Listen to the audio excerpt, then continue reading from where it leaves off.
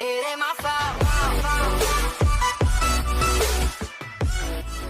बिस्मिल्लाहिर्रहमानिर्रहीम, अस्सलामुअलैकुम।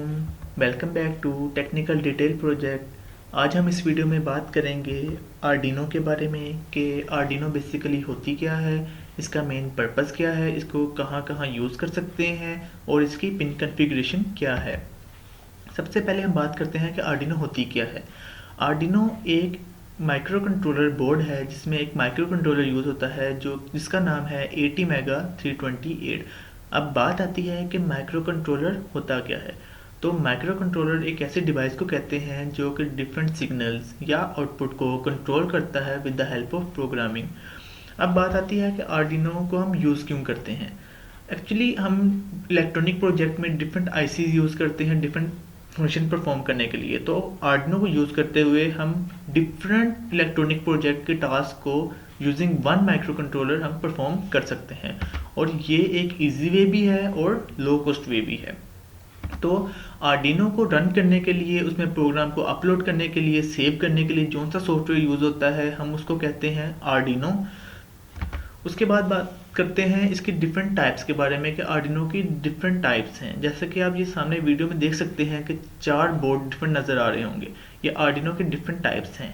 जैसे आप देख सकते हैं UNO board, DUE board, Leonard board and mega board. अब इसमें फ़र्क क्या है कि इनका पर्पस सेम है कि हमने using micro controller different task perform करने हैं, मगर डिफरेंस क्या है कि किसी में पिन कम है, किसी में पिन ज़्यादा है, मगर ऑपरेशन इनका सेम है।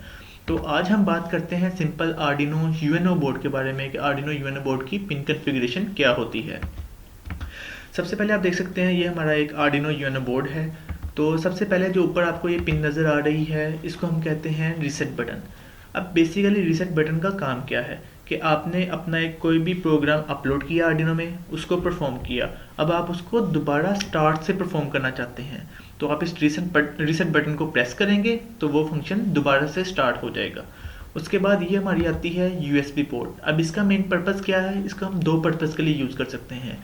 पहला इसका मेन पर्पज़ है कि आपने जो प्रोग्राम अपलोड करना है उसके लिए ये USB पोर्ट यूज़ होती है। दूसरा फंक्शन इसका कि आपने आर्डिनो को पावर सप्लाई देने के लिए भी इसको यूज़ कर सकते हैं।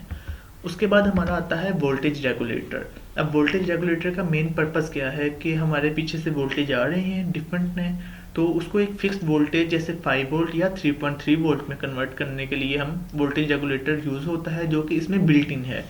उसके बाद आता है एक पावर जैक जो कि सेम पर्पज़ है कि वो भी आर्डिनो को पावर देने के लिए यूज़ होता है।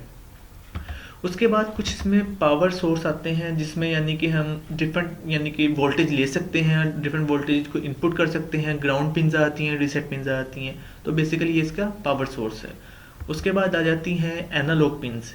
अब एनालॉग पिन का मेन मकसद क्या है कि जितने हमारे सेंसर हैं जैसे IR सेंसर, अल्ट्रासोनिक सेंसर या डिफरेंट सेंसर जो हैं उनकी आउटपुट के लिए हम इसको यूज़ करते हैं। उसके बाद हमारा ये आ जाता है मेन IC या जिसे हम माइक्रो कंट्रोलर भी कहते हैं, जिसका नाम है ATmega 328, जिसका मेन पर्पज़ है कि इसमें प्रोग्राम स्टोर्ड होता है और ये डिफरेंट प्रोग्राम्स को वर्किंग में लेके आता है डिफरेंट टास्क परफॉर्म करने के लिए।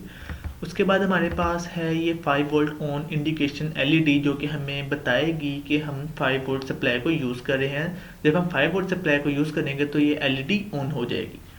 उसके बाद हमारी डिफरेंट पिन्स हैं जिनको हम कहते हैं डिजिटल पिन्स, जिनका मेन मकसद है कि हमारी जो भी हमने टास्क परफॉर्म करना है उसकी आउटपुट जैसे LED ऑन करना या LCD पे डिस्प्ले करना, इस तरह के जितने भी टास्क परफॉर्म करने के लिए हम डिजिटल पिन्स को यूज़ करते हैं। उसके बाद एक और माइक्रो कंट्रोलर ATmega 16 यूज़ होता है जिसका मेन मकसद भी सेम वही है कि इसने भी यानी ये बिल्ट इन इसमें है कि हमने इसमें प्रोग्राम स्टोर करना है और डिफरेंट टास्क परफॉर्म करवाने हैं। तो ये थी सिंपल सी डिस्कशन आर्डिनो UNO बोर्ड के बारे में। अब इसमें प्रोग्राम स्टोर कैसे करते हैं, कौन सा सॉफ्टवेयर यूज़ होता है, उसके बारे में इंशाल्लाह हम नेक्स्ट वीडियो में बात करेंगे। अगर आपको ये वीडियो अच्छी लगे तो प्लीज़ लाइक करें, कमेंट करें और अपने फ्रेंड्स के साथ ज़रूर शेयर करें। और ऐसी ही फर्दर वीडियोज़ के लिए हमारे चैनल टेक्निकल डिटेल प्रोजेक्ट को सब्सक्राइब करें और बेल आइकन को दबाएँ। Thank you.